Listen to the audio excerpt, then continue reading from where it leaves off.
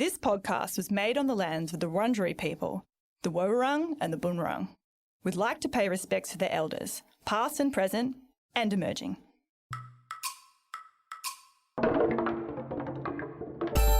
From the Melbourne School of Psychological Sciences at the University of Melbourne, this is PsychTalks. Hi, and welcome again to PsychTalks. I'm Associate Professor Cassie Hayward, and I'm here with my co-host, Professor Nick Haslam. Hi, Nick. Hey, Cassie. Great to be here. And as we do on PsychTalks, I'm really looking forward to diving into another fascinating journey into psychology research from the University of Melbourne School of Psychological Sciences. That's right. And if you are enjoying our episodes, we'd love it if you could please subscribe or leave a review.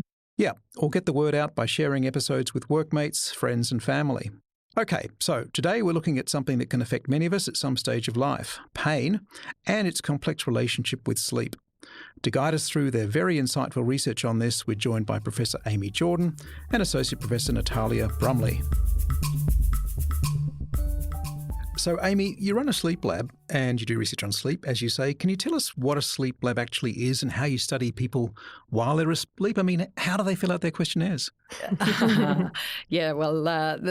an interesting question, Nick. So a sleep lab, to start with, is basically some bedrooms that have a normal bed and a bedside table, but just a little bit of equipment.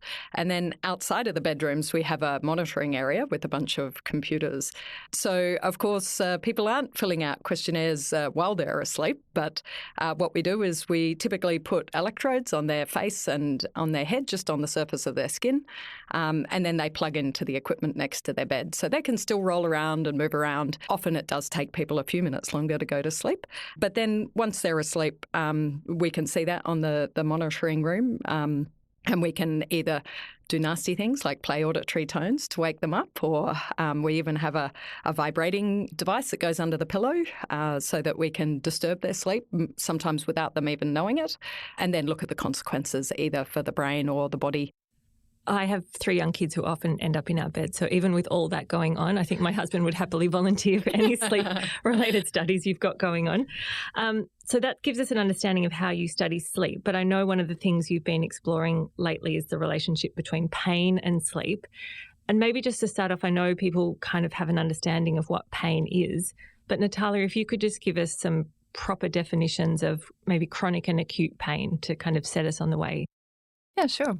So the official definition of pain is that it's an unpleasant sensory or emotional experience and that is associated with or resembling that associated with actual or potential tissue damage. So here we are talking about tissue damage. So pain in principle is very useful. It helps us prevent further injury.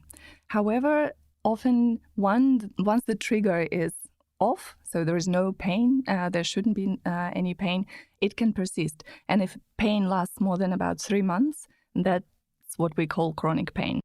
What is really happening with the transition from acute to chronic pain is that often you experience this so-called pain sensitization, which is when the central nervous system undergoes the changes and becomes more sensitive to pain, and even something that's not meant to be painful or not very painful becomes painful for that. And here I feel I should say that this is exactly what we do in our lab.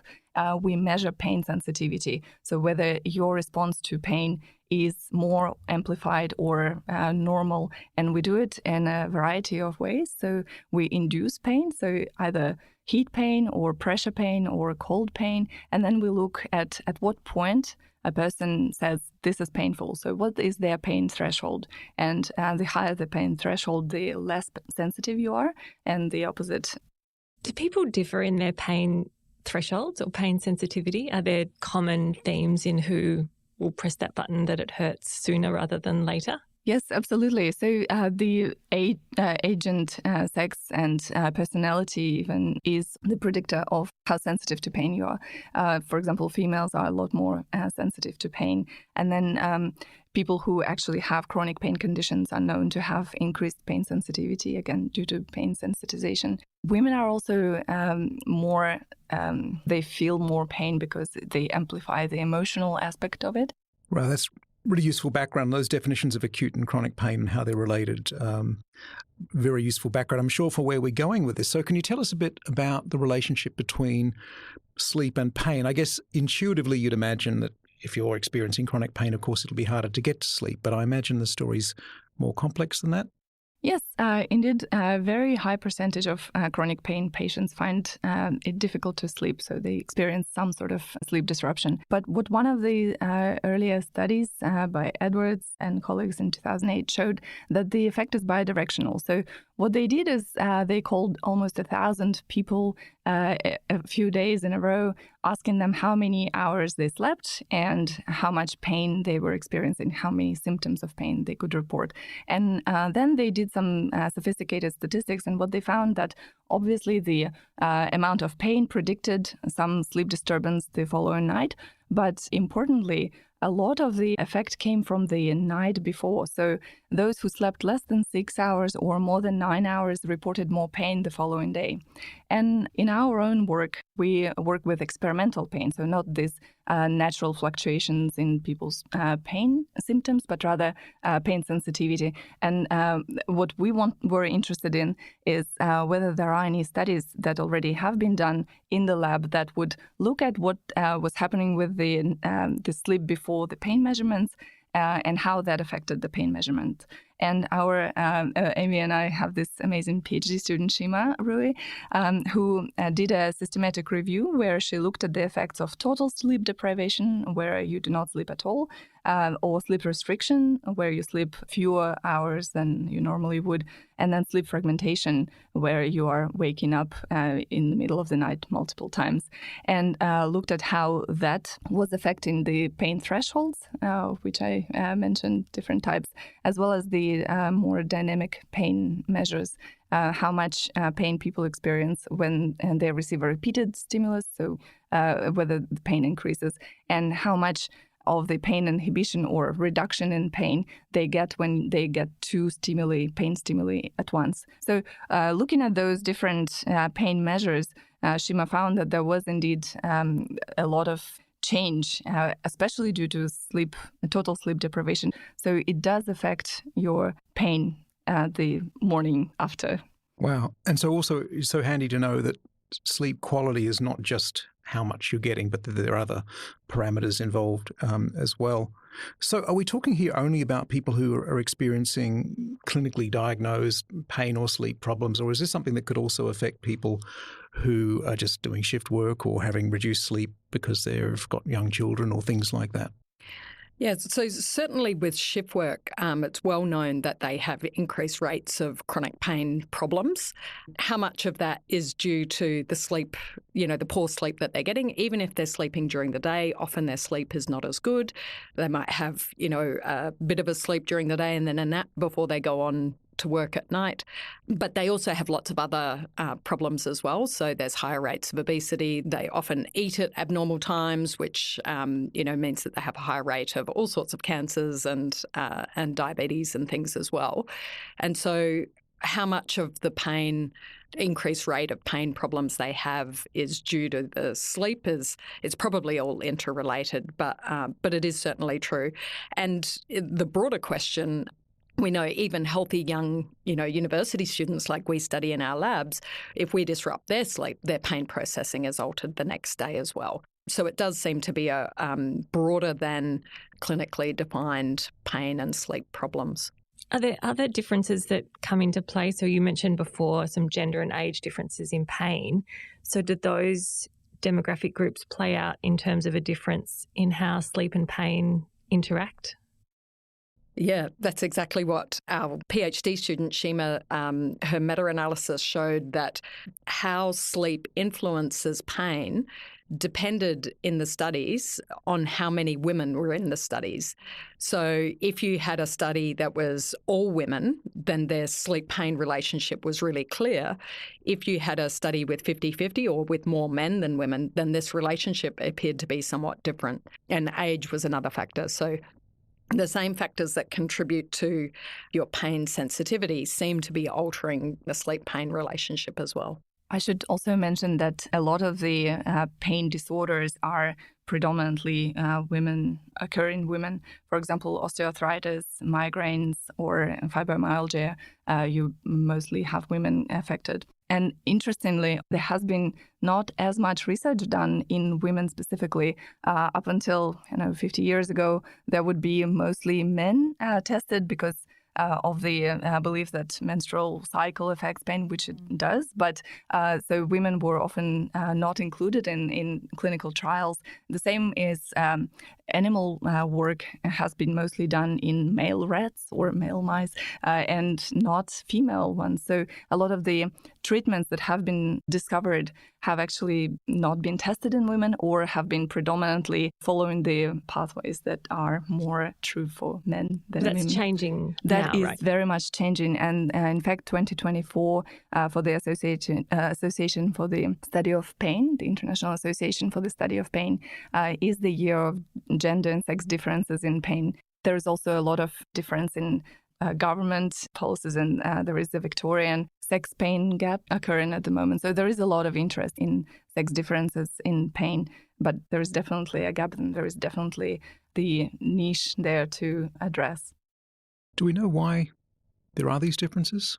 There is a lot less research on that, but we understand that there could be a few mechanisms, and they could be psychological mechanisms. I already mentioned that there is this tendency for women to express their pain more readily, and there is this thought that men tend to withhold expressing pain. There is some research coming through that there could be different nociceptors depending on sex, and they act with different mechanisms, again, to create this relationship between sleep and pain. There are some studies also in neurobiology that differ, so some neuroimaging evidence to suggest that different neural pathways are processing pain in men and women. So there are some preliminary work that's being done, but nothing is 100% sure. But obviously the hormonal effects are important, and that's something that we are starting to look at in our collaboration with Amy. Our student is now looking at how pain sensitivity changes over the cycle, so over the course of the cycle. And that's some work that's currently in preparation. And I guess it goes a little against conventional wisdom when you think about the pain women go through in childbirth and these other kind of experiences that women have, that we kind of feel like we can cope with that pain. But you're saying that's not really... Well, I think it's important to remember that pain sensitivity and pain tolerance are different things as well. So just because you change, a heat stimuli changes from feeling warm to painfully hot more soon doesn't mean that you can't tolerate that pain and put up with it. So there are distinctions, and we can measure those experimentally in the lab. What is important is to keep in mind that certain things could predispose you more to the development of chronic pain, and try to reduce those effects. And sleep appears to be one of those. I guess one thing people think might be helpful here is if they can improve their sleep by maybe exercising more, that might perhaps have benefits for their pain. Is that credible? The evidence that exercise objectively changes sleep. People feel like they sleep better after they've done a good amount of exercise, have done a marathon or something. It can feel like you're sleeping. The evidence is that objective sleep, as we would measure in the lab, is not actually that greatly altered. In fact, if you take people who don't exercise and get them to run a marathon on a treadmill, then actually sleep can be impaired, probably because they're in a bit of pain, right? Their muscles are going, what in the earth happened? So how exercise is changing sleep is not as sort of marked as you would think. Yeah, whereas exercise would be one of the go-to strategies for pain management in a lot of pain conditions, for example, osteoarthritis, and that is known to improve your physical pain. But too much exercise can also make it worse, so there's no direct linear relationship between the amount of exercise and the reduction in pain. It's all quite complex. And Amy, one thing I know a lot of people get hung up on these days is tracking their sleep with their smartwatches. And I'm guilty of this, and I must say I get really angry with my watch when it casually suggests I have a nap at 3 p.m. or maybe I need more sleep tonight. So I think there's a very complicated relationship with our trackers. But as sleep researchers, what do you think about this tendency to people to track their sleep, and the first thing they look at in the morning is how their watch said they slept? How does that impact our feelings about sleep? Yeah.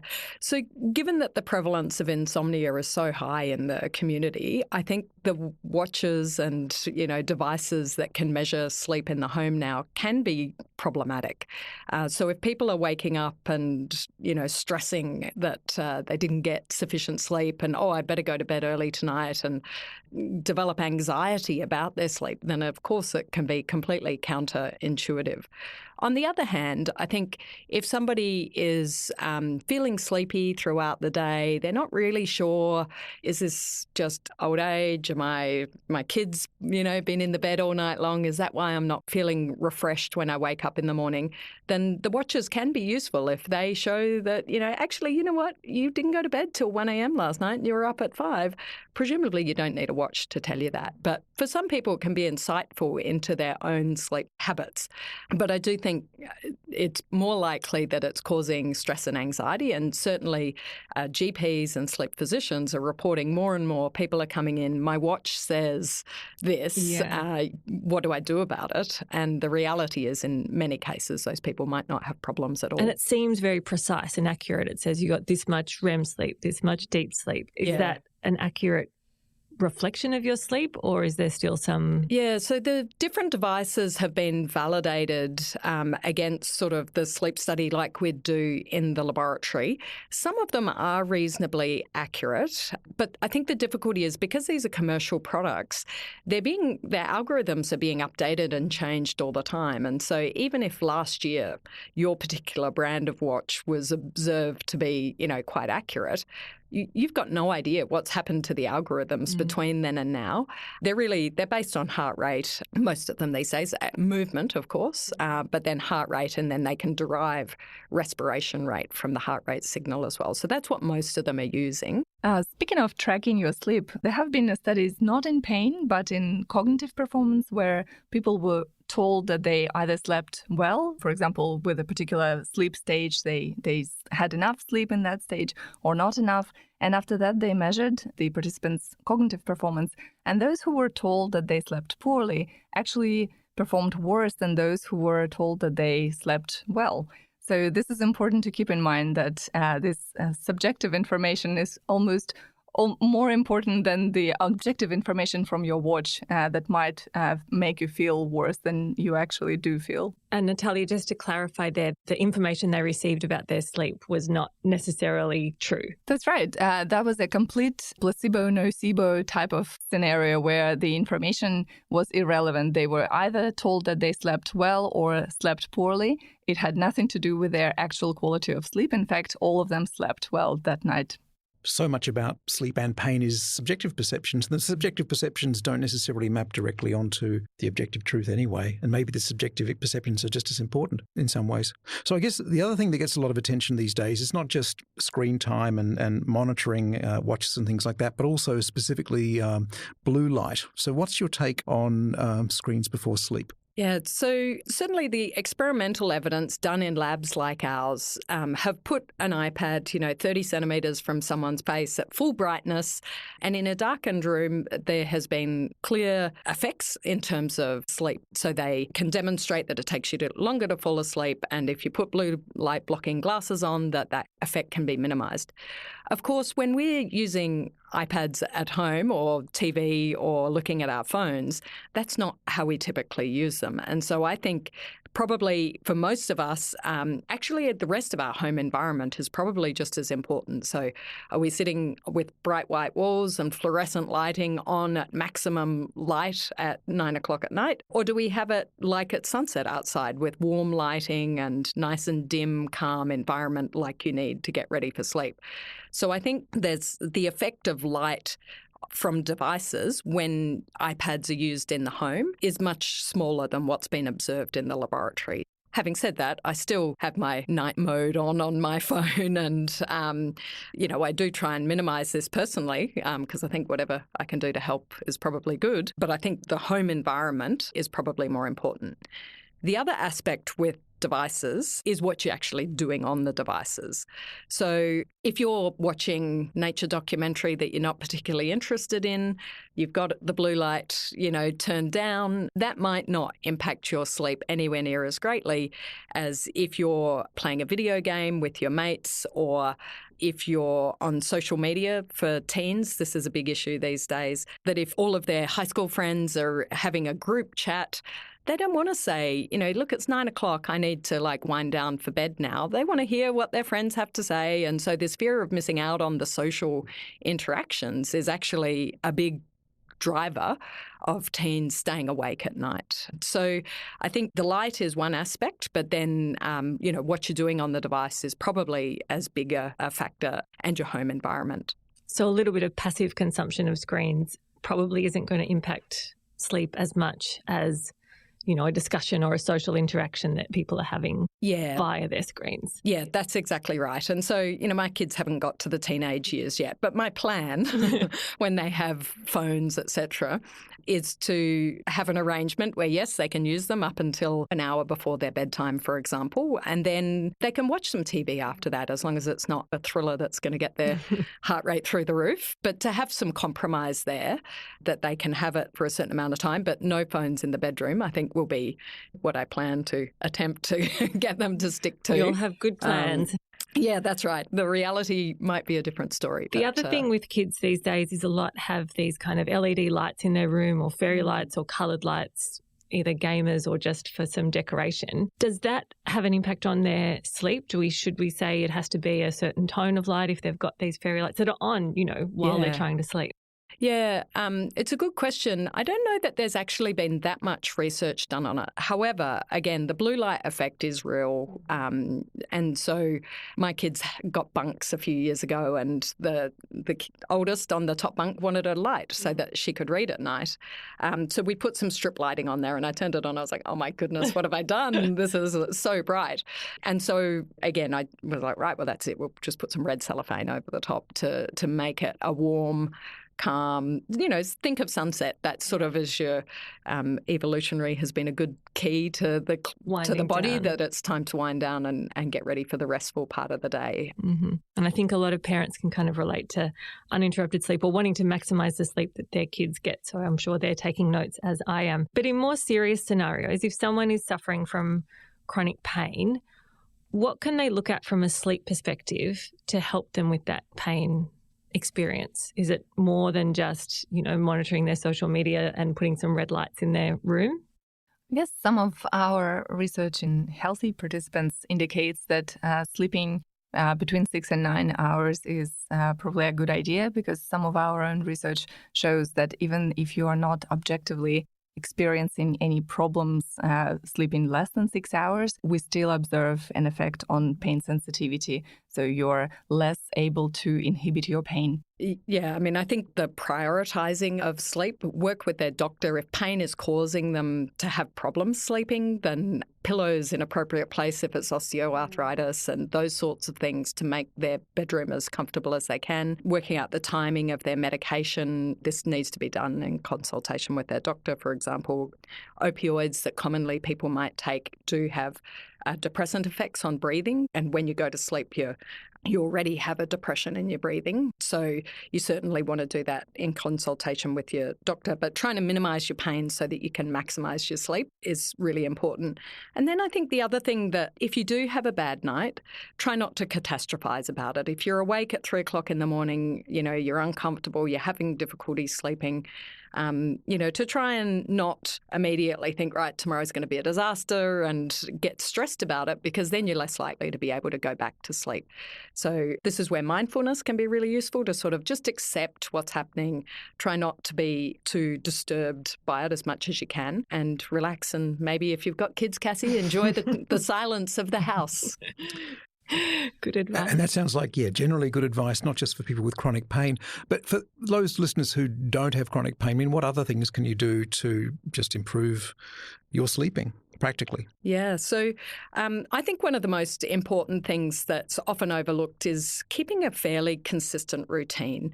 So if you try and go to bed about the same time each night, obviously weekends we often like to do social things and stay up a little bit, but try and get back to that within half an hour or so of whatever sleep time whatever bedtime you have.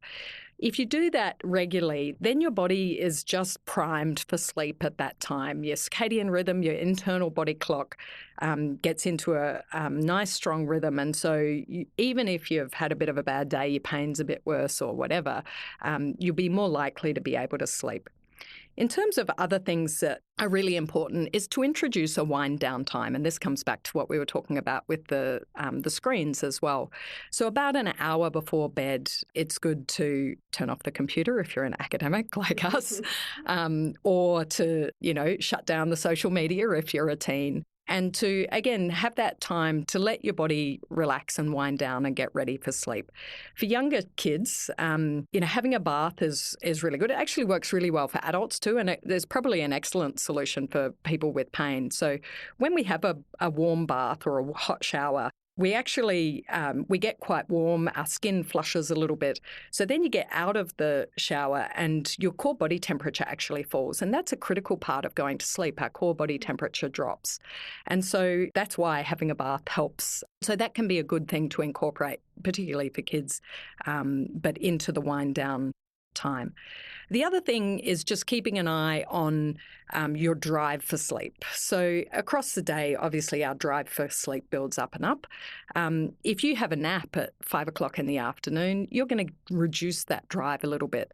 So at 10 or 11 o'clock when you go to bed, whatever your time is, you're not going to be as sleepy. So if you're going to have a nap, keep it short and keep it earlier in the day. And of course, for people with pain, or people with young children, like they can be absolutely critical to get those naps in order to function, but just be careful about when you do it. I guess other tips for sleep for everybody, keep alcohol and, low in the evening. Caffeine, ideally sort of not after, if you're sensitive, not after midday or 1 or 2 o'clock in the afternoon. And then make sure your bedroom environment is appropriate for sleep. Dim lighting and about 20 degrees, 22 degrees, somewhere in that range is about sort of optimal. Sometimes you can't control these things, but as much as you can. The saying that's common in the sleep field is that the bedroom is for sleep and sex, and everything else, TVs, devices, all of that, keep out of the bedroom, so that you can really prioritise your sleep when you're in there.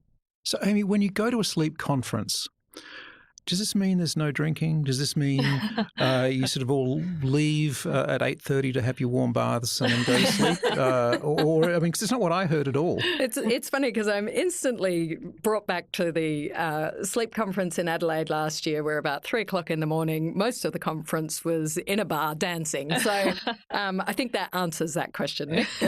But that's just one day a year. That's right. Otherwise, you've got perfect sleep hygiene. The rest of the time, we're sleep citizens. Sleep citizens. Yeah. And that's such great advice. Not the dancing on the bar part, but the stuff you said before that is all great advice. But I guess, is it also true to say that quote unquote normal sleep varies a lot from person to person? And I think there's a lot of anxiety around people getting the perfect sleep. There's a lot of focus on sleep in the health and wellness space at the moment. I think just some perspective taking in, if you can't have exactly the same routine or exactly the right wind down or things happen, just some advice for people that not to get too hung up on the perfect sleep, even if that exists. Yeah, I think you're absolutely right, Cassie. Even in, when we have perfect opportunity for sleep, people are vastly different. Some people, 6 hours, that's it. They spring out of bed, like they're had 10 hours for me. Yeah. And so there is individual differences in how much sleep we need, how deeply we sleep when we are asleep. That changes over age, of course, as well. And so, again, I think if you're not falling asleep, excessively during the daytime, you're managing, then try not to get too hung up on it. But then, when you can, you get back to prioritising it. And in a few years, your children won't want to be in bed with you anymore, and you'll have plenty of opportunity to practice good sleeping. It's such good advice, and I am going to make my kids listen to this episode. Well, just make sure it's not before bedtime. Thanks so much for talking to us today, Amy and Natalia. Thanks for having us. You've been listening to Psych Talks with me, Nick Haslam, and Cassie Hayward. We'd like to thank our guests for today, Professor Amy Jordan and Associate Professor Natalia Brumley. This episode was produced by Carly Godden with production assistance from Mairead Murray and Gemma Papperell. Our sound engineer was Jack Palmer. Thanks for tuning in, and we'll be back in a fortnight with another great episode. Bye for now.